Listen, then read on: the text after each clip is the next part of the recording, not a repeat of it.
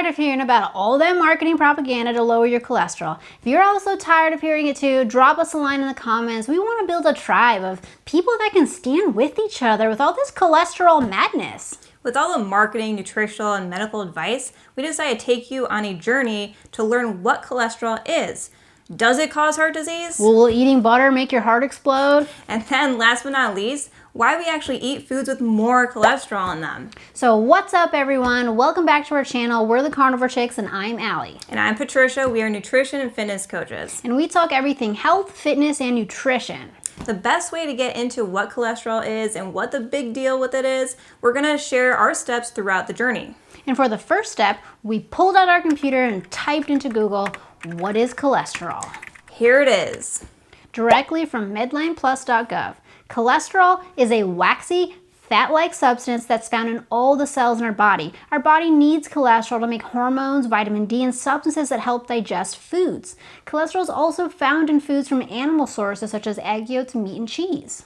So what does that mean? So that means cholesterol is waxy, fat-like. It's needed to make hormones, vitamin D, and substances to digest food, and it's also found in animal foods. Before we fully dive into it, we thought it might be helpful for you to know what cholesterol does in our bodies. So how does cholesterol work?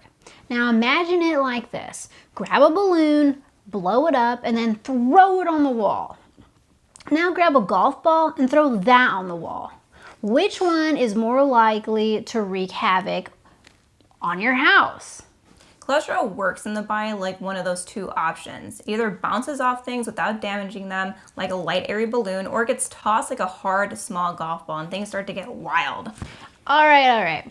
Now that we have the super basic idea, what's really happening here? So before we really go into what's really happening here, just know that this is a very general description and it does not go into full detail of how cholesterol actually works. We just want to get the basic concept so that it's easier to understand versus giving you all the details for the sake of giving you all the details.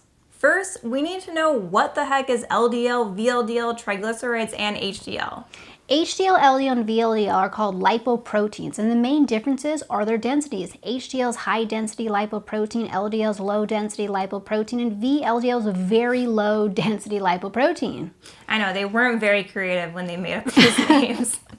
So, what are triglycerides? Triglycerides build up in our body from the foods we eat. Whether it's excess alcohol or sugar or from fats in the food we eat, it is also known as a lipid. And a lipid is a fat. And cholesterol is also a lipid. Now that we have these basic definitions covered, let's sum it up.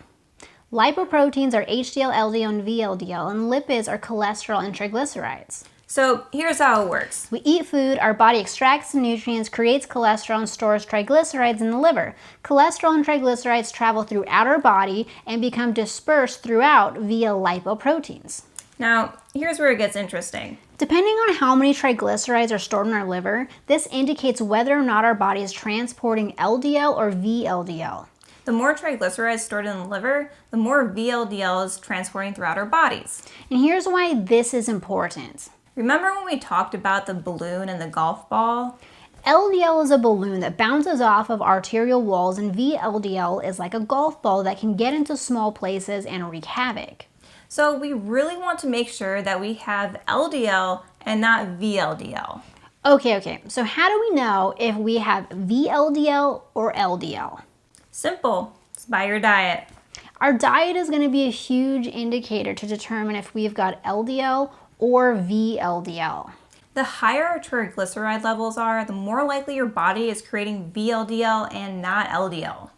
So what causes an increase in triglycerides? It's primarily going to be excess alcohol and processed sugars. Animal foods also do contain them as well. Also, the more carbohydrates like breads, pastas, rice, processed sugars, and alcohol that we have, then the bigger increase in the triglycerides. So chuck that beer away, and better yet, get rid of all the sugar. Ladies, I'm serious. Throw out that chocolate you're hiding in your purse at night. Let's recap. LDL bounces off our arterial walls and VLDL gets stuck like sand in all the wrong places and builds up, causing plaque and ultimately leads to heart disease. Now let's get into our diet. We eat ribeye steaks, eggs, fish, and bacon like every day. That's our diet and we just feel phenomenal. Okay, now the red flags might have gone up for you because we just said animal foods contain cholesterol and triglycerides. We'll explain, but first let's quickly go over HDL so that you can have a better idea of what it is. Right, so HDL is considered a good cholesterol. And the reason that this is because it removes excess cholesterol from our body and then it brings it back to the liver and then the liver can go off and excrete it. It's like a big cholesterol regulator. All right, now back into our diet and why we eat this way. So, studies have shown that a diet with increased saturated fats only increases cholesterol and triglycerides when omega-3s are deficient. Omega-3s are an essential fatty acid commonly found in fish and shellfish. They're different from omega-6s, which are commonly found in farm-raised fish and vegetable oils. Other studies have shown that increased saturated fats with low carbohydrates actually improved overall lipid levels. Some other studies even showed that LDL didn't even increase on a diet high in saturated fats with butter or lard. Aside from studies that show actually positive effects of cholesterol while eating meat, let's just dive in a little bit more into this. Animal foods contain saturated fats and triglycerides. Triglycerides from saturated fats contain stearic acid. Stearic acid is an 18-carbon saturated fat. In other words, it's a very stable fat. Unstable fats are unsaturated fats, or like polyunsaturated fats or monounsaturated fats. This generally means that they have lower heat tolerances and are more unstable, potentially causing an increase of oxidative stress and inflammation. Whereas stearic acid improves mitochondrial function and tells our fat cells to shrink, it's also known to not raise LDL cholesterol levels. Linoleic acid tells our fat cells to get bigger and store more fat.